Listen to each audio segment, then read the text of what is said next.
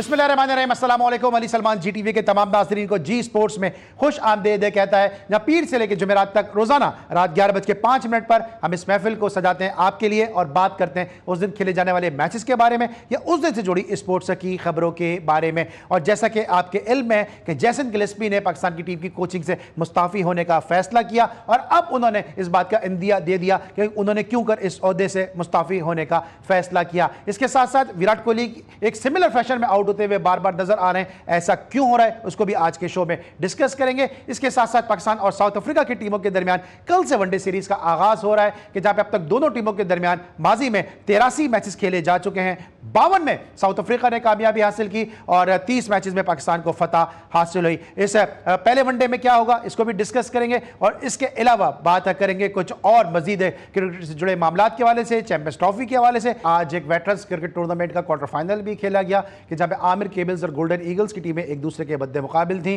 दिफाई champion golden eagles को आसानी के साथ आमिर केबल्स ने शिकस्त दी और इस तरह से अब सेमीफाइनल के लिए क्वालिफाई कर लिया। इसलिए हम जो है आमिर इलियास भट्ट साहब को इस ज़बरदस्त कामयाबी पर मुबारकबाद पेश करते हैं कि उन्होंने जो टेस्ट स्टार थे हुमायूं फरात और मिसबाह उल हक पर मुश्तमिल टीम को शिकस्त से 2-4 किया। इस वक्त आज जब हम ये शो कर रहे हैं तो आज एक ऐसे खिलाड़ी की सालगिरह है कि इसने फर्स्ट क्लास क्रिकेट में सबसे ज़्यादा रन स्कोर किए हैं। मैं बात कर रहा हूँ जैक हॉब्स के हवाले से कि जिन्होंने फर्स्ट क्लास क्रिकेट में सबसे ज़्यादा रन स्कोर किए। और आज जो मेरे साथ शख्सियत मौजूद हैं, इन्होंने पाकिस्तान के लिए कम उम्री में रिकॉर्ड कायम किए, पाकिस्तान के लिए सबसे कम उम्र टेस्ट क्रिकेटर रहे, पाकिस्तान के लिए सबसे कम उम्र वनडे इंटरनेशनल क्रिकेटर रहे और तकरीबन कोई 85 फर्स्ट क्लास मैचेस में जो है वो इन्होंने जो है वो क़यादत के फ़राइज़ भी अंजाम दिए। तो फर्स्ट क्लास क्रिकेट का एक बड़ा वसी तजुर्बा रखते हैं, हमारे बड़े ज़बरदस्त क्रिकेट एनालिस्ट भी हैं, हमारे बिल्कुल करीबी दोस्तों में भी शुमार किए जाते हैं। हसन रज़ा साहब हमारे साथ मौजूद हैं, इनको शो में खुशामदीद कहते हैं, जो ग्रास रूट क्रिकेट पे बहुत ज़्यादा काम कर रहे हैं। हसन, सबसे पहले तो अस्सलाम वालेकुम and welcome to the show. वालेकुम अस्सलाम, थैंक यू वेरी मच। बहुत शुक्रिया अली भाई, जिस तरह से आपके स्टैट्स हैं माशाल्लाह से, नो डाउट, और बहुत ही वसी तजुर्बा रखते हैं आप भी एज एनालिस्ट में। तो बड़ी खुशनसीबी है मेरी कि आप प्रोग्राम में लेते हैं और डिस्कशन क्रिकेट की करते रहते हैं और लम्हा बलम्हा आगाह करते रहते हैं लोगों को क्रिकेट के हवाले से। बिल्कुल। और लेकिन आज हम आपसे मुस्तफीज़ होंगे जनाब कोचिंग के हवाले से, क्योंकि जेसन गिलेस्पी जो है वो टिम नेल्सन के जाने के बाद नाराज़ हुए और आज उन्होंने वो पेंडोरा बॉक्स जो है वो खोल दिया। उन्होंने कहा कि मैं ऐसा लग रहा था सिर्फ कैचिंग प्रैक्टिस कराने के लिए कोच हूँ, टीम में मेरा कोई अमल दखल नहीं था। व्हाट्सएप ग्रुप के जरिए मुझे सिलेक्शन कमेटी के तब्दील होने का पता चला। ये क्या रवैया है हमारा? भले वो फॉरेन कोच हो, भले नेशनल कोच हो, लेकिन रवैया क्या है ये? देखिए, ये रवैया तो थ्रू आउट जो पाकिस्तानी क्रिकेट में चलता रहा है जब से क्रिकेट से खेली गई है।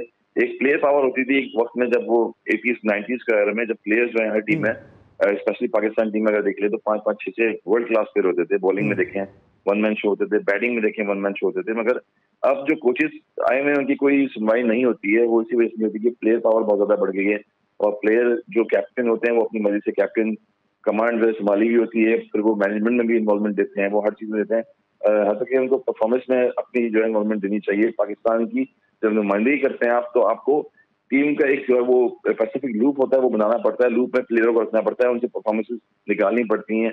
और जब भी कोई नेशन कंट्री जीतती है और वहां पर आप देखें कि प्लेयर पावर जो है वो ऑटोमेटिकली अच्छी होती है और उसके बाद मैनेजमेंट और पाकिस्तान का नाम और क्रिकेट टीम का नाम अच्छा होता है। पास में अगर देखें तो ऑस्ट्रेलिया में भी देखें, आप साउथ अफ्रीका में देखें कि कितने यंग प्लेयरों के डेब्यू हो जाते हैं, मगर वहां पर कोई भी ऐसा स्टेटमेंट कोचिंग के हवाले से कहीं नहीं आता आपको, इसलिए क्योंकि वो पॉजिटिव क्रिकेट खेलते हैं। और एक मॉडर्न क्रिकेट होती है जिसमें डिसिप्लिन का मैयार जो है वो, जो जूनियर हो, सीनियर हो, क्रिकेट बोर्ड हो, वो बड़ा स्ट्रांगली रखते हैं।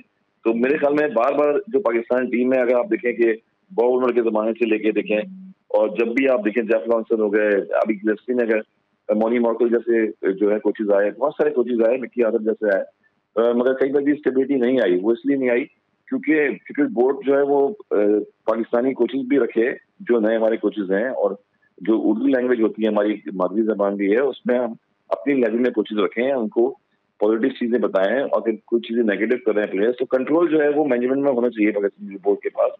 वो कंट्रोल जो है हमें नजर नहीं आता पिछले पास में, जिसकी वजह से ये लैक ऑफ कॉन्फिडेंस जो है प्लेयरों में भी आता है और मैनेजमेंट में भी आता है।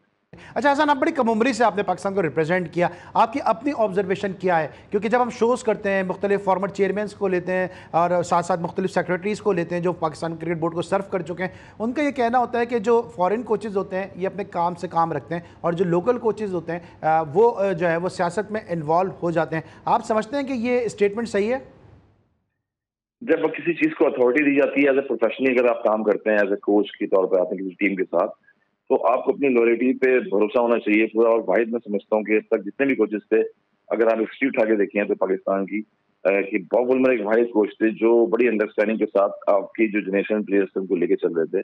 उसमें सीनियर प्लेयर भी थे, जूनियर भी थे, तो एक लॉयल्टी जो होती है बड़ी स्ट्रांग होती है। देखिए फॉरनर कोचेज जो होगा वो सिर्फ बेसिक चीजें आपको बता सकता है, डिलीवर हमेशा जो है वो प्लेयर करता है। परफॉर्मेंसेज और टीम मीटिंग जो भी होती हैं उसमें इन्वॉल्वमेंट होती है, मगर सियासत तो दुनिया में, इंडिया में भी चल रही होती है, श्रीलंका में भी चल रही है। देखें आप कितने बड़े इंसिडेंट हुए, वो भी 50 रन की टीमों पर आउट हुई, टीमें ऐसी थी वर्ल्ड क्लास की जो, मगर आपने देखा कभी कि ऑस्ट्रेलिया में आप देखेंगे कितने प्लेयर्स आए और गए, कभी मैनेजमेंट में कोई चीज ऐसी सुनने में आई होगी कि देखिए ये मैनेजमेंट जो है खराब हो गई है, या ये प्लेयर कप्तान से लड़ चुका है, या कोई ऐसी रिस्पेक्टेबल प्रॉब्लम हुई होगी।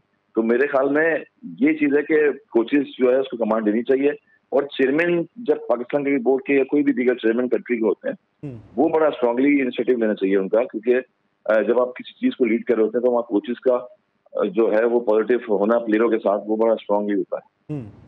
ठीक है। अच्छा असल ये अब जिस तरह के मामला चल रहे हैं, रिचर्ड पाइबस से अगर हम ले लेते हैं कि कोचेज आ रहे हैं, Geoff Lawson, Richard Pybus, Mickey Arthur, Dav Whatmore, Morne Morkel की बात कर लें, क्रिस्टन की बात कर लें, अभी इनकी बात कर लें, गिलेस्पी साहब की बात कर लें, तो मुसलसल जिस तरह से कोचेज आते हैं और फिर जो है वो टेन्योर पूरा होने से पहले ही उनको सैक कर दिया जाता है या वो नाराज़ होकर चले जाते हैं, तो क्या आपको लगता है मुस्तकबिल में कोई गैर मुल्की कोच पाकिस्तान की जानिब रुख करेगा भी, सोचेगा भी कि पाकिस्तान के लिए की जानिब कोचिंग के लिए जाया जाए? बड़ा मुश्किल हो जाता है, क्योंकि एक पर्सनली आपके जो है वो प्रोफेशनली इम्पैक्ट पे बहुत ज्यादा इम्पैक्ट पड़ता है इसमें, और पॉजिटिव भी होता है इसमें, नेगेटिव भी होता है। क्योंकि जब आप किसी भी एज ए कोच किसी कंट्री को हायर कर किसी को साइन करते हैं, उसके साथ मुंसलिक होते हैं, उसके बाद जो आप कहीं आईपीएल में जा रहे हैं, दीगर आपके कंट्री में कहीं कॉन्ट्रैक्ट होते हैं, वो अफेक्टेबल होते हैं बहुत ज्यादा। इसलिए जो फॉरेन कंट्री के जो कोचेज होते हैं वो लेवल 4 की हो या हाई फाई कोचिंग की हो, वो इसलिए बगैर पाकिस्तान से थोड़ा दूर चले जाते हैं कि बाद में उनका जो अपना इमेज पर्सनली होता है वो खराब होना शुरू हो जाता है। और अगर जो जहां पर नेगेटिव पॉजिटिव चीजें आती हैं तो वहां पर वाहिद पाकिस्तान और श्रीलंका जो एशियन कंट्रीज है वहां पर ये चीजें होती हैं कोचेज के साथ। अदरवाइज अगर आप देखें कंट्रीज में इतने सारे कोचेज हैं, साउथ अफ्रीका में कोचेज हैं, वो अपना काम कर रहे होते हैं पॉजिटिव तरीके से, और फिर सालों साल करते हैं, वो 1 साल नहीं करते, 6 महीने नहीं करते। लास्ट टाइम पे हमने देखा कि पाकिस्तान टीम में कुछ कोचेज अगर हायर किए गए हैं पाकिस्तान बोर्ड की तरफ से, तो वो आधे सीजन में रहे और आधे सीजन अपनी कंट्री में ही रुके हैं, वापस नहीं आए जब टीम हारती है। तो कहीं ना कहीं फ्लॉज ऐसे हैं जो मैनेजमेंट में चीजों में नजर आते हैं, वो स्ट्रांगली पूरे नहीं होते, जिसकी वजह से बार बार कोचेस चेंज होते हैं और तब्दील होते रहते हैं। ठीक, तो आप क्या समझते हैं कि आप वही बात है कि कम उम्री से आपने पाकिस्तान को रिप्रेजेंट किया है, आपके ख्याल में कोचेस का रोल कितना इंपॉर्टेंट होता है, और क्या पाकिस्तान क्रिकेट की बेहतरी के लिए फॉरेन कोचेस जरूरी हैं या लोकल कोचेस पे अब हमें जाना ही जाना चाहिए? देखें लोकल कोचेस जो है वो भी जरूरी हैं, क्योंकि वो ग्रास रूट लेवल पे काम कर रहे होते हैं। फील्डिंग कोचेस जो है, जो पीसीबी कोचेस कोचिंग लेवल जो है वो करवाती है, और लोकल जो है वो अंडरस्टैंड करते हैं किसी प्लेयर को। कोई अगर बावजूद से कोई प्लेयर खेल रहा है, मैच में खेल के आएगा, तो वो गोरे को नहीं पता होगा, वो लोकली कोई कोच होगा जो बताएगा उनको जाके कि ये प्लेयर इतने स्टैट्स में आया हुआ, इतनी प्लेयर्स में परफॉर्मेंसेस हैं और इस चीजों में खेल रहा है, इन्वॉल्व है, इसको फर्स्ट क्लास लाइन चाहिए 90 प्लस। गोरे को सिर्फ यही डेलीगेशन दी जाती है, उनको पता होता है जब ये स्क्वाड बना के दे देते हैं, और वहां पर जाके उनको प्रिपरेशन में वो प्लेयर्स चाहिए होते हैं सामने, जो उनके नजरों के सामने खड़े होते हैं, उनका जो बैकग्राउंड क्लियर होता है वो अच्छा होता है। अच्छा हसन, क्या तो क्योंकि मुझे ब्रेक पे जाना है, 2 सवाल बड़े इंपॉर्टेंट है। क्या आपके ख्याल में जैसन गिलेस्पी ने सही फैसला किया कि जब टीम सिलेक्शन में उनकी से नहीं है और उन्होंने कहा कि मैं बाबर आजम को मुझे जो बिठाने का ऊपर से कहा गया, शायद उसमें भी उनकी रजामंदी नहीं थी, तो क्या उनका सही ये फैसला था, या आप समझते हैं कि पाकिस्तान क्रिकेट बोर्ड ने जो कोचेस की जो बेजा मनमानियां हैं उनको उन्होंने जो ब्लॉक किया, रिस्ट्रिक्ट किया, वो सही फैसला था? देखिए यही है फैसला, तो यही होता है कि कोच को जो अथॉरिटी दी जा रही है तो कोच सारा डिसीजन लेता है टीम का हारने का और जीतने का, पूरी टीम को किस तरह से लेके चलने का। तो मेरे ख्याल में पाकिस्तान क्रिकेट बोर्ड में जो मैनेजमेंट है, जो लोग हैं, वो इंपॉर्टेंट रोल रखते हैं। और जेसन गिलेस्पी जो गोरे जितने भी होते हैं, मैंने आपको बताया कि वो हमेशा अपने स्टैट से चलते हैं, अपने डेटा होता है उनका, उसके हिसाब से चलते हैं। तो यही प्रॉब्लम्स होती हैं कि जब फॉरेन कंट्री के कोच आते हैं उनकी सुनवाई इतनी नहीं होती, जिसकी वजह से वो रिजाइन दे।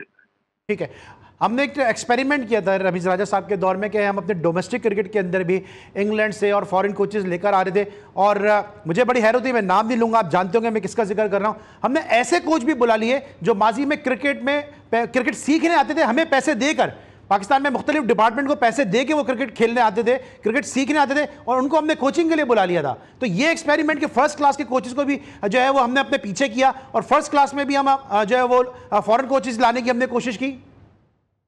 बिल्कुल, हम अपने जो कंट्री के प्लेयर्स हैं, फर्स्ट क्लास प्लेयर्स हैं या इंटरनेशनल प्लेयर्स हैं, टेस्ट प्लेयर्स हैं, उनको इतनी तरजीह नहीं देते, जिसकी वजह से ये खमियाजा भुगतना पड़ता है हमें। और जहाँ पर वो प्लेयर्स थे वाकई जो डोमेस्टिक में, और जब भी आते थे पाकिस्तान खेलने के लिए, तो उल्टा यहाँ पर आके डोमेस्टिक खेलते थे और सीखते थे। आखिर वो एज ए कोच भी आ गए, मगर वो ज्यादा देर तक नहीं चले। तो रिस्पॉन्सिबिलिटी यही होती है कि रिपोर्ट की, जो प्लेयर्स पाकिस्तान को सर्व कर रहे हैं और जो खेल चुके हैं क्रिकेट यहाँ पर, उनको तरजीह देना चाहिए, क्योंकि वो बैकवर्ड इलाकों में और KPK में जिन जगहों पर जाते हैं, पंजाब में हर जगह उनको प्लेयरों को तराशना आता है। उनकी एक आई होती है, उनको पता होता है कि कौन सा प्लेयर किस रीजन में कहाँ खेल रहा है, कहाँ परफॉर्मेंसेस दे रहा है। तो मेरे ख्याल में लोकल जिन पे वर्क किया जा रहा है, लेवल 2 कोचिंग कोर्स और लेवल 1 जितने भी कोचिंग कोर्स करवाए जा रहे हैं, उन्हीं को प्रेफर करना चाहिए। उनके ऊपर सीनियर कोई जो टेस्ट इंटरेस्ट होते हैं उनको रखना चाहिए, ताकि उनकी आई रहे हर प्लेयर पे, कौन प्लेयर किस तरह से स्टैट्स में खेल सकता है। ये इंपॉर्टेंट होता है।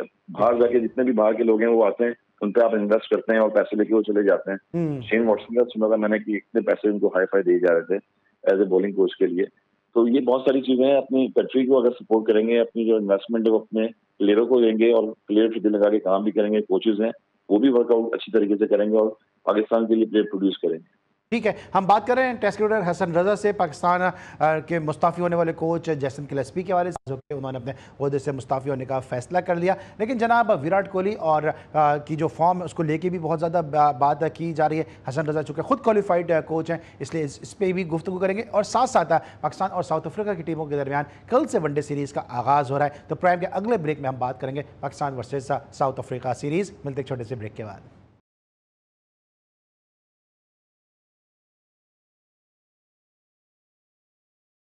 Welcome back after the break. और ब्रेक पर जाने से पहले हम बात करते हैं कोचिंग के हवाले से। अब हम बात करेंगे टेस्ट क्रिकेटर हसन रजा से Pakistan versus South Africa series के बारे में, कि जहां पर पाकिस्तान और साउथ अफ्रीका की टीमों के दरमियान कल से जो है वो बोलैंड पार्क में जो है वो सीरीज का आगाज होने के लिए जा रहा है। अब तक माजी में जो दोनों टीमों के दरमियान मार्का आ रही है उसमें क्या नतीजे सामने आए, इस वक्त स्क्रीन पर वो टेम्पलेट है कि अब तक दोनों टीमों के दरमियान 83 मैचेस खेले गए, कि जहां पे 52 मैचेस में साउथ अफ्रीका ने कामयाबी हासिल की और 30 मैचेस में पाकिस्तान को फतह हासिल हुई और एक मैच का नतीजा सामने नहीं आया। तो ऑन पेपर तो अगर हम देखते हैं तो साउथ अफ्रीका का जो पलड़ा है वो पाकिस्तान से भारी है, और माजी में भी साउथ अफ्रीका की टीम जो है वो पाकिस्तान के खिलाफ जो है वो फतुहात हासिल करती रही है। और जिस तरह से पाकिस्तान की टीम इन दिनों खेल रही है उसके बाद कोई बैद नहीं है कि जनाब इस अगले मैच में भी जो है वो साउथ अफ्रीका पाकिस्तान को टफ टाइम दे सकती है। क्योंकि जिस तरह से T20 में पाकिस्तान ने हमने देखा कि पाकिस्तान ने को ऐसा लगा कि शायद थोड़ा सा नर्व्स का गेम था, थोड़ा सा कॉन्फिडेंस लूज किया पाकिस्तान ने। उसके बाद दूसरे मैच, पहला मैच भी पाकिस्तान बहुत अच्छा खेल रहा था, लेकिन उसके बाद फिर साउथ अफ्रीका ने ग्रिप हासिल कर ली। फिर दूसरे मैच में हमने देखा कि पाकिस्तान ने एक बड़ा अच्छा स्कोर किया, लेकिन उस स्कोर को चेस कर गई साउथ अफ्रीका। तो इस तरह जो है वो अब बड़े कॉन्फिडेंस के साथ साउथ अफ्रीका जो है वो इस मैच में, इस सीरीज में आएगी। हसन, आपको क्या लगता है कि जिस तरह T20 सीरीज साउथ अफ्रीका ने अपने नाम की है, उसके बाद इस वनडे सीरीज में क्या कॉन्फिडेंस लेवल होगा पाकिस्तान का और क्या कॉन्फिडेंस लेवल होगा साउथ अफ्रीका का? देखिए, कॉन्फिडेंस लेवल तो नजर आ गया जिस तरह से साउथ अफ्रीका खेल रही थी अपने होम ग्राउंड पे, अपनी होम कंडीशंस में। और आउटस्टैंडिंग हम मॉडर्न क्रिकेट की बात करते हैं तो अभी तक पाकिस्तान वो मॉडर्न क्रिकेट नहीं खेल रही है जिस तरह से खेलनी चाहिए, जिस तरह दूसरी टीमें खेल रही हैं। कमाल की जो है वनडे डिसीजन जो बैटिंग कर रहे हैं, आउटस्टैंडिंग उन्होंने बैटिंग की। क्लासन की अगर बैटिंग देखें तो वो कितनी आउटस्टैंडिंग बैटिंग कर रहे हैं। ये टीम कॉम्बिनेशन होता है और रिजवान अगर कैप्टनसी भी कर रहे हैं, मगर आपको फील्डिंग में, आपको बॉलिंग स्ट्रेंथ में बड़ा एजिलिटी दिखानी पड़ेगी। हम मुसलसल बातें यही कर रहे हैं पिछले वर्ल्ड कप से, वो अमेरिका से हारे हैं, अफगानिस्तान से हारे हैं। हमारी बॉलिंग स्ट्रेंथ अच्छी करनी है। आपके पास वही बॉलर हैं जो रेगुलरली पिछले 2-3 साल से खेलते हुए आ रहे हैं। मेरे ख्याल में जिस तरह से आप देखें change of pace, variation bowling की जो करनी चाहिए उस तरह से नजर नहीं आ रही बॉलिंग में।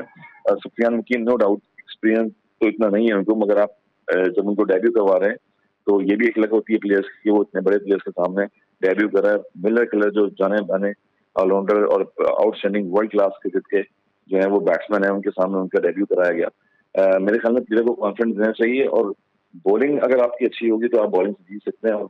और वो कॉन्सेप्ट खत्म हो गया कि आप 160-170 रन करेंगे। आपको ऑलमोस्ट 200 रन से ऊपर जाना पड़ेगा T20 में, और आपको टीम कॉम्बिनेशन बनाना पड़ेगा आपका कि कोई भी प्लेयर अगर खेल रहा है रिजवान के साथ। लेकिन वो तो देखे ना जब 200 रन की आप बात करें तो ये तो वनडे मैचेस है, तो आपको लगता है कि यहाँ पे 250 प्लस 300 फेयर इनफ होगा against south Africa?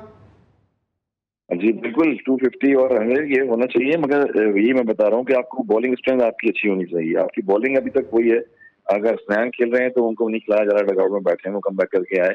Haris Rauf को मुसलसल खिलाए जा रहे हैं। यही चीज होती है कि टीम कॉम्बिनेशन किस तरह से बन रहा है। और चौतरफेन पिचेज हैं, फ्लैट पिचेज होती हैं, अक्सर आप देखेंगे सीम स्विंग कम होता है, तो वहाँ पर बॉलर्स की हमारी जो है सीरीज जब हारे हैं तो चेंज ऑफ पेस नहीं आ रहा था, वहाँ पर आप वो नहीं कर रहे हैं। यॉर्कर बॉल्स होती हैं वो नहीं कर रहे हैं, और लेंथ वाली बॉलिंग कर रहे हैं जिसकी वजह से हिटें लग रही हैं आपको। तो एक्सपीरियंस मजीद आना चाहिए, क्योंकि आगे पाकिस्तान के लिए अब सीरीज अगर ऐसे हारेंगे तो चैंपियंस ट्रॉफी आने वाली है, इसके बाद और बड़ी टूर्नामेंट ऐसे आ रहे हैं कि जहाँ पर पाकिस्तान को चैंपियंस लेवल पर ऊपर जाना पड़ेगा। ठीक है, रिजवान की कप्तानी को किस तरह से देखते हैं, क्योंकि रिजवान की कप्तानी पे बहुत ज्यादा क्रिटिसिज्म हो रहा है। देखिए, क्रिटिसिज्म में जब हारेंगे तो क्रिटिसिज्म निकलता रहता है, और जब भी जीतेंगे तो चीजें सारी जो है वो साफ शफाफ हो जाती हैं। तो जीतने के लिए आपको टीम कॉम्बिनेशन बनाना पड़ता है।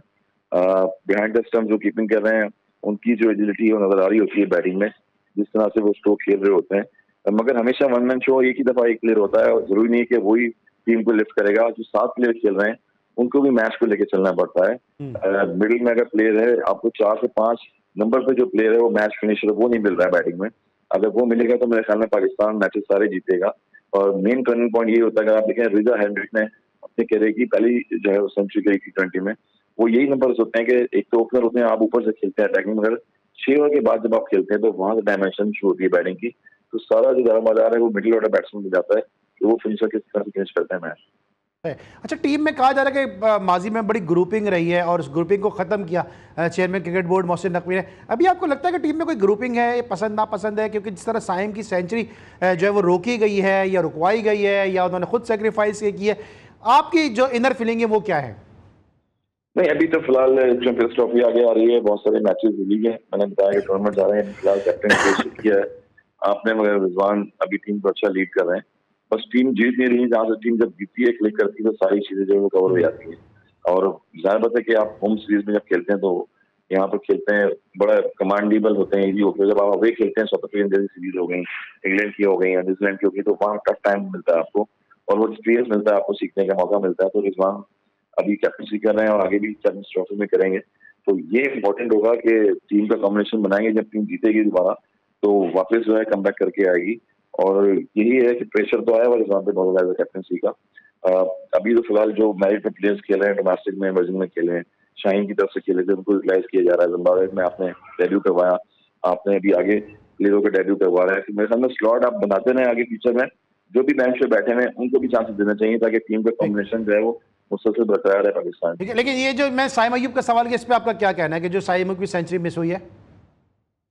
अनएक्सपीरियंस है, जब वो फ्लो में खेलते हैं नो डाउट अच्छा खेल रहे हैं, अटैकिंग के लिए खेल रहे हैं, मगर वो हर बॉल पे स्ट्रोक मारने की कोशिश करते हैं। आपको एक टाइम पीरियड ऐसा चाहिए होता है जहां पर आप मैच की सिचुएशन दिखें क्या है, और सिचुएशन यही चीज होती है कि जब आप 90s के फिगर में आ गए तो मैच को लेकर चलें, अपनी सेंचुरी भी करें और टीम के लिए भी खेलें। टीम के लिए नो डाउट खेल रहे हैं, मगर अनएक्सपीरियंस है। मजीद जिस तरह उनको चांसेस मिल रहे हैं, कंसिस्टेंट अभी 2-3 साल से मुसलसल खेल रहे हैं, नो डाउट मॉडर्न क्रिकेट को बड़ा फॉलो कर रहे हैं, मगर कुछ स्टेज ऐसी आती है कि जहां पर जीत की जरूरत होती है पाकिस्तान को, वो आउट हो जाते हैं उस टाइम पे। तो मेरे ख्याल में मैच फिनिशर बड़ा इंपॉर्टेंट होता है आपको, मगर डे बाय डे लग रहा है कि वो जिस तरह उनके पास शॉट्स हैं, सिलेक्शन है, वो इम्प्रूव कर रहे हैं, और मजीद आगे जो है 1-2 मैचेस जब आएंगे तो उसमें जिताएंगे। ठीक है, और अगर साउथ अफ्रीका को एनालाइज करते हैं तो साउथ अफ्रीका में रबादा की वापसी हुई है और भी उनके 2-3 प्लेयर की वापसी हुई है, लेकिन बाबूमा कल का मैच नहीं खेल रहे हैं। बाबूमा के ना खेलने से, क्योंकि उनके कप्तान भी रहे वो, तो क्या पाकिस्तान को एडवांटेज हो सकता है या किस हद तक पाकिस्तान को डिसएडवांटेज होगा कि रबादा और कई ऐसे खिलाड़ियों की वापसी हुई है? नहीं, डजंट मैटर। अभी आप देखेंगे 18 साल का लड़का पीटर है, उनको खिलाया, लेग स्पिनर थे, वो उनको खिलाया, डेब्यू करवाया T20 में। साउथ अफ्रीका ने, इंग्लैंड और न्यूजीलैंड की जो भी जो कैप्टनसी होती है, जो उनकी मैनेजमेंट होती है, वो फेयर क्रिकेट खेलती है शुरू से ही, और वो सीनियर जूनियर का मैच रखती है टीम में, जिसकी वजह से पाकिस्तान में हमेशा से रहता है सीनियर जूनियर को हम कंपेयर करते हैं एक दूसरे के प्लेयर से। मगर हमेशा क्रिकेट में आप जो 11 स्क्वाड होता है प्लेयर का, उसको चांस देना चाहिए, और जब चांस देते हैं तो वो प्रूव भी करता है, उनको कॉन्फिडेंस लेवल जो है वो अच्छा होता है। अब यही है कि जिस तरह टीम को लीड कर रहे हैं रिजवान, और जिस तरह साउथ अफ्रीकन टीम जो होम सीरीज में खेली है, तो मेरे ख्याल में पाकिस्तान को टफ टाइम देगी। पाकिस्तान अपनी स्ट्रेटजी पे है और क्रिकेट, मॉडर्न क्रिकेट खेले और डिफेंसिव खेलेंगे तो वहाँ इतने में आप फंसते हैं, और पॉजिटिव क्रिकेट खेलनी चाहिए। और मिडिल ऑर्डर में मैं यही कहूँगा कि मिडिल ऑर्डर में बहुत इंपॉर्टेंट होता है कि एक जो सेकंड गेयर लगता है गेम का, वो मिडिल ऑर्डर में लगता है। वहां पर हमें जो है वो एक प्लेटफॉर्म मिल रहा है बीच में कि वो कवर करना है, ताकि एक हैंड भी चलता रहे आपका और आप लंबी इनिंग्स भी खेलते रहे, मैच को विनिंग करें। ठीक है, अभी आपने बाबर का जिक्र किया, तो बाबर का क्या मुस्तकबिल देख रहे हैं? क्योंकि बाबर को हमने देखा कि जिम्बाब्वे के खिलाफ T20 सीरीज में खिलाया नहीं गया, यहाँ पे उनको ओपन कराया गया, तो और साथ शुएब अख्तर ने भी कहा कि चैंपियंस ट्रॉफी के अगर बाबर की परफॉर्मेंस अच्छी नहीं हुई तो उसके बाद उनको कोई मुस्तकबिल वनडे क्रिकेट में या वाइट बॉल क्रिकेट में नजर नहीं आ रहा है। तो आपको लगता है कि बाबर को एक पंचिंग बैग बनाया गया है, या आपको लग रहा है कि बाबर जो है वाकई वो वाइट बॉल क्रिकेट का प्लेयर नहीं है, खासतौर से T20 का प्लेयर नहीं है? देखिए अभी इतनी ज्यादा एज भी नहीं है, उनका फ्यूचर तो है अभी मजीद, मगर यही है कि कंसिस्टेंसी किस तरह से लेके आनी है अपने आप में। आप अगर इंडियन प्लेयर्स देखें तो वो कंसिस्टेंसी लेके आते हैं अपने आप में, डे बाय डे इंप्रूव करते हैं। अभी थर्ड मैन पे शॉट खेल पॉइंट पे शॉट खेल रहे, थर्ड मैन पे आउट हुए पिछले मैच में, वो लंबे रन नहीं कर पा रहे। और ज्यादातर कैप्टनसी जो थी उसके बाद से, जब उनको कैप्टनसी से हटाया गया है उसके बाद फिर वो अंडर प्रेशर भी खेलते नजर आए, स्पिनर्स पे आउट हो रहे हैं, फास्ट बॉलर्स पे आउट हो रहे हैं। तो अभी 25-33 साल एज है मजीद। अगर आप देखें तो 100 से ज्यादा उनके मैचेस हो चुके हैं T20 में भी, काफी वसी तजुर्बा हो गया, एक्सपीरियंस। अभी ये इंपॉर्टेंट होगा, चैंपियंस ट्रॉफी जो है आने वाली वो बड़ी इंपॉर्टेंट होगी बाबर के लिए, क्योंकि अगर आप रन करते रहेंगे तो टीम का हिस्सा बनते रहेंगे। और जो भी यंगस्टर्स आ रहे हैं इमर्जिंग में, आपके पास बहुत सारे आ गए, शाहीन की टीम की भी खेल रही थी, उसके बाद जिम्बाब्वे में आपने डेब्यू करवाया। तो प्लेयर को जब बैकअप पे कोई प्लेयर मिल जाता है तो वो सीनियर प्लेयर अंडर प्रेशर भी आता है। तो मेरे ख्याल में कंसिस्टेंसी वो इंपॉर्टेंट होगी बाबर की, अगर वो रखेंगे तो प्लेयर अपनी जो है वो जगह बना सकता है। अदरवाइज पाकिस्तान की क्रिकेट में नेवर नो, कोई अच्छा प्लेयर आता है तो फिर आप बैकअप पे आए। ठीक है, हसन रजा के साथ गुफ्तगू का सिलसिला जारी है। अभी हमने बाबर की बात की है, लेकिन बाबर का नाम हमेशा विराट कोहली के साथ बाबर के ऊपर जहाँ इतनी बात की जा रही है, वहाँ पे इंडिया में जो है वो सुनील गावस्कर, दीपदास गुप्ता और जो दीगर क्रिकेट कमेंटेटर्स हैं वो विराट कोहली के एक जैसे सिमिलर फैशन में आउट होने के हवाले से भी बहुत ज़्यादा बात कर रहे हैं। क्या वजह है कि हम सब कॉन्टिनेंट में अपने प्लेयर्स को स्टेबल होने नहीं देते? ब्रेक लेंगे, वापस आएंगे, हसन रजा से जानेंगे, मिलते हैं ब्रेक के बाद।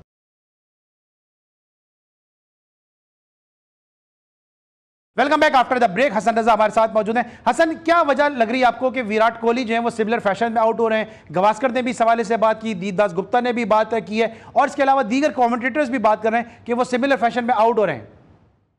देखिए क्रिकेट इतनी फास्ट हो गई है और आपको रन्स करने के लिए अपने रन्स पे जाना पड़ता है, अपने शॉट्स पे जाना पड़ता है। और मेरे ख्याल में T20 जब से इतनी क्रिकेट फास्ट हो गई है तो उसमें ज्यादातर प्लेयर्स जो हैं वो फास्ट बॉलिंग की प्रैक्टिस करते हैं, स्पिनर्स पे कम कर रहे हैं और ऊंची बॉलों पे खेलते हैं, कट पुले शॉट्स खेलते हैं, तो वहां पर स्ट्रगल भी करते हैं। फिर जो 150 केस से बॉल आ रही है उसको आप रीड करने की कोशिश करते हैं तो वहाँ क्रॉस खेलते में भी आउट होते हैं, वहाँ स्लिप भी लगती है आपकी। तो यही चीज है कि इतने अरसे से प्लेयर जब भी वो खेल रहा होता है तो कहीं ना कहीं इसका जो वीक पॉइंट होता है वो नजर आता है। तो मेरे ख्याल में वीक पॉइंट यही होता है कि वो रंजो पे जब जाते हैं अर्ली ऑन और वहां पर प्रॉब्लम होती है। तो विराट कोहली नो डाउट बड़ा एक नाम है, रंजो की मशीन कहा जाता है, एनर्जेटिक प्लेयर है बहुत ज्यादा सभी के। सचिन के बाद अगर आप देखें उनका फुटवर्क, उनकी आई सेट जो है वो ऐसी है बॉल पे, जब वो सेट हो जाते हैं तो आउटस्टैंडिंग खेलते हैं। यही चीज है कि मार्बल पे खेल रहे हैं, फास्टेस्ट बॉलर खेल रहे होते हैं, तो यहाँ पर स्पिनर्स पे और जहाँ डिफरेंट कंडीशंस होती हैं वहां पर ये बैटर्स स्ट्रगल कर रहे होते हैं। तो मेरे ख्याल में एक दो इनिंग्स चाहिए होती हैं फिर वो वापस जो है अपने कमबैक करने में महारत रखते हैं। और जो इतनी प्रीवियस इनिंग खेली होती हैं वहाँ कहीं ना कहीं एक आध इनिंग ऐसे खेल जाता है कि वापस उनका कमबैक हो जाता है। सही है। अच्छा, शुएब अख्तर ने भी एक मशवरा दिया बुमराह को कि आपको अगर लंबी क्रिकेट खेलनी है तो शॉर्टर वर्जन पे आ जाएं, टेस्ट क्रिकेट को गिव अप कर दें। टेस्ट क्रिकेट नो डाउट एक क्लास क्रिकेट है और स्टेटस जो है बहुत बड़ा मेयार है पूरी दुनिया में टेस्ट क्रिकेट का। जाहिर बात है शॉर्ट रनअप उन्होंने किया हुआ है अपना, और जिस तरह से जसप्रीत बुमराह बॉल करते हैं ऑफ द पिच हम देखें तो बहुत अच्छी बॉल करते हैं। एक अगर हमारे दौर में देखें तो अजीत अगारकर बॉलर होते थे इंडिया के, उनका शॉर्ट आर्म बिल्कुल इतना ज्यादा रनअप नहीं था, मगर ऑफ द पिच वो अपने पेस को रिड्यूस करते थे और विकेट विकेट बॉलिंग करते थे। तो ये प्लेयर की फिटनेस पे उन पे डिपेंड करता है, उनकी जो स्किल्स हैं उस पर, कि जितनी भी फॉरन अब आप क्रिकेट आ रही है मॉडर्न क्रिकेट में, इसमें T20 में आप प्लेयर जो है वो शॉर्ट खेलने जाता है। तो टेस्ट क्रिकेट में आपको स्ट्रगल करना पड़ता है, लंबे लंबे स्पेल करने पड़ते हैं जहां पर आपको फिटिंग भी होती है। ठीक है तो हसन, बिल्कुल मेरा आखिरी सवाल है, मुझे पता है बहुत मसरूफ है, बिल्कुल आखिरी सवाल है। चैंपियंस ट्रॉफी अब फ्यूजन मॉडल के तहत खेली जाएगी, इंडिया पाकिस्तान नहीं आएगा तो पाकिस्तान भी इंडिया 2026 तक जाके T20 टूर्नामेंट नहीं खेलेगा। ये फैसला कैसा देख रहे हैं पाकिस्तान क्रिकेट बोर्ड का, पाकिस्तान गवर्नमेंट का? देखिए पाकिस्तान क्रिकेट बोर्ड ने तो अपना जो लाइमल है बड़ा स्ट्रेट फॉरवर्ड रखा और वेलकम करते हैं जितने भी, आपको याद होगा कि 2009-8 श्रीलंका की टीम पे हमला हुआ उसके बाद भी वेलकम किया, जिम्बाब्वे की टीम आई, कीनिया की टीम आई, फिर साउथ अफ्रीका आई, बहुत सारी टीमें आई। फिर PSL जब शुरू हुआ तो फॉरेन कंट्री के प्लेयर्स आके यहाँ पर आगे खेले। फिर न्यूजीलैंड की सीरीज भी हुई, यहाँ पर होम सीरीज ऑस्ट्रेलिया की टीम आगे खेली। तो पाकिस्तान तो हमेशा से वेलकम के लिए तैयार रहा है पूरी दुनिया में, अगर क्रिकेट में चाहे जैसी भी कंडीशन हो पूरी जो है सपोर्ट की है।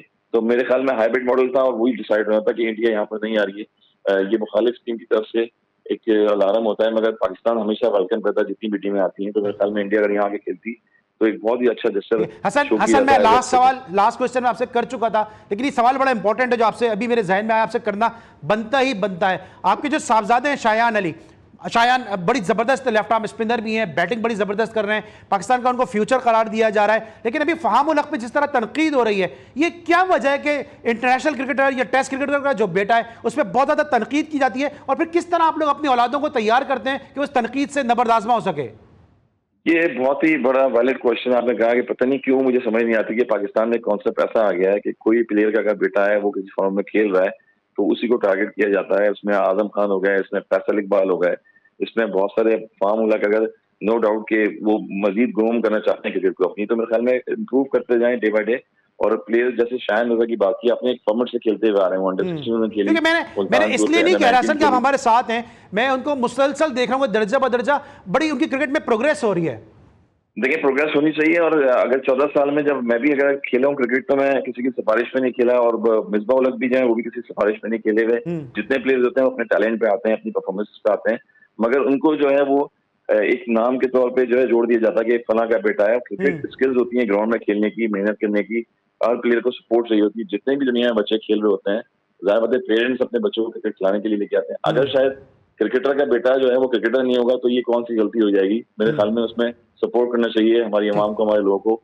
सारे बच्चे जो है मुल्क के लिए खेल रहे होते हैं, और जहाँ अच्छा पॉजिटिव खेलते हैं उनको वहाँ मौका देना चाहिए और डिसअपॉइंट नहीं होना चाहिए प्लेयर। बिल्कुल सही है, और कोई ये जुर्म नहीं है अगर क्रिकेटर का बेटा अगर क्रिकेट खेल रहा है तो उसको एक जुर्म बना दिया जाता है, खासतौर से सब कॉन्टिनेंट में, क्योंकि मैंने शायान को भी खेलते देखा है, मैंने फार्म को भी खेलते देखा है। लेकिन इस तरह तनकीद हो रही है वो जो है वो नौजवानों के जहनों पर बुरा असर डालेगी, क्योंकि अगर ये मेरिट पे खेल रहे हैं तो फिर इन पर तनकीद करना बनता नहीं है। Thank you so much Hasan Raza, हमारे साथ मौजूद थे, पाकिस्तान के इंटरनेशनल रिकॉर्ड साज प्लेयर, और इनसे मेरा सवाल करना इसलिए बनता था क्योंकि मैंने खुद देखा कि शायान ने किस तरह से दर्जा बदर्जा प्रोग्रेस उन्होंने किया, फार्म उल हक को मैंने खुद उनके मैचेस मैंने कवर किए। तो एक क्रिकेटर का बेटा होना क्यों जुर्म बना दिया जाता है बिलखुसूस सब कॉन्टिनेंट में, और यही वजह है कि हनीफ मोहम्मद का बेटा शोएब मोहम्मद ज्यादा नहीं खेल सकता, सुनील गावस्कर का बेटा रोहन गावस्कर ज्यादा नहीं खेल सकता, और अब यह सिलसिला जो मजीद दराज होता हुआ नजर आ रहा है। इस सिलसिले को यकीनी तौर पर मेरिट पे अगर बात होती है तो फिर मेरिट को फोकस करना चाहिए। हम बात करेंगे अब चैंपियंस ट्रॉफी के हवाले से, और चैंपियंस ट्रॉफी के जो कुछ मैचेस हैं वो कहा जा रहा है कि फ्यूजन मॉडल के तहत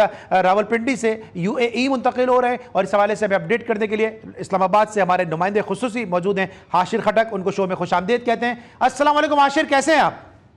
वालेकुम अस्सलाम अली सलमान, अल्हम्दुलिल्लाह, आप कैसे हैं? मैं बिल्कुल ठीक हूँ। हाशिर क्या अपडेट है इस हवाले से? जी बिल्कुल अली सलमान, जैसे कि आपने कहा कि फ्यूजन मॉडल पर चूंकि एग्रीमेंट हो चुका है तो जो मैचेस हैं वो दुबई में खेले जाएंगे, और रावलपिंडी के मैचेस हैं उनके बारे में कहा जा रहा है कि जो उन मैचेस को दुबई शिफ्ट किया जाएगा, क्योंकि तो रावलपिंडी इस्लामाबाद में अक्सर पॉलिटिकल सिचुएशन ऐसी होती है, अनसर्टेनिटी होती है, जिसकी वजह से मैचेस का इनेकाद जो है वो समटाइम मुश्किल हो जाता है। एक तो इस चीज़ को मद्देनजर रखा गया, और दूसरा चूंकि दुबई भी एक वेन्यू ऐड हुआ है तो रावलपिंडी में जो है वो लॉजिस्टिक प्रॉब्लम्स भी होती हैं। इस हवाले से भी जो है वो रावलपिंडी को अब कंसीडर किया जा रहा है कि यहाँ के मैचेस जो है वो दुबई में ट्रांसफर किए जाए। इस हवाले से 18 दिसंबर को इस्लामाबाद में मौसम नकवी की ज़ेर सदारत पाकिस्तान क्रिकेट बोर्ड का इजलास होने जा रहा है, जिसमें चैंपियंस ट्रॉफी के हवाले से जो तैयारियां हैं उनका जो है वो हतमी जायजा लिया जाएगा, और उस समय इस चीज़ को जो है वो फाइनल किया जाएगा। अभी ये चीज़ें जो है वो ज़राए से सामने आ रही हैं, लेकिन पाकिस्तान क्रिकेट बोर्ड के जो हुकाम है वो इसकी फिलहाल तो तरदीद कर रहे हैं। लेकिन अच्छा, इस फैसले से कि पिंडी के मैचेस यूएई जा रहे हैं, पिंडी के अवाम को, इस्लामाबाद की अवाम को कितनी मायूसी है? देखिए बिल्कुल रावलपिंडी इस्लामाबाद की आवाम जो है वो पुरजोश थी, एक्साइटेड थी कि काफ़ी अरसे बाद जो है वो इंटरनेशनल लेवल का जो टूर्नामेंट है वो उनको देखने का मौका मिलेगा। लेकिन फिर ऐसे में अचानक जो है वो इस तरह की खबर आना, रावलपिंडी इस्लामाबाद की आवाम ने मायूसी का इजहार किया है बिल्कुल इसके ऊपर। ठीक है। अच्छा हाशिर, आखिरी मेरा सवाल है, जो पिंडी में नेशनल T20 टूर्नामेंट खेला जा रहा है, इसकी क्या हाइप है? लोगों ने इस टूर्नामेंट को कितनी पजीराई दी है? क्योंकि मैं भी एक अरसे से क्रिकेट टूर्नामेंट कवर कर रहा हूं, पता नहीं चल रहा कौन सा प्लेयर किस टीम में है, कौन सी टीम कहां खेल रही है, कुछ ऐसे खिचड़ी बनी हुई है, कुछ समझ में नहीं आ रहा है इस टूर्नामेंट के हवाले से। और जब पाकिस्तान T20 टूर्नामेंट खेलने जा रहा था तो फैसलाबाद में वनडे टूर्नामेंट कराया गया, अभी चैंपियंस ट्रॉफी की बात हो रही है तो T20 टूर्नामेंट कराया जा रहा है, तो हो क्या रहा है पिंडी में, जरा बताइएगा मुख्तसरन।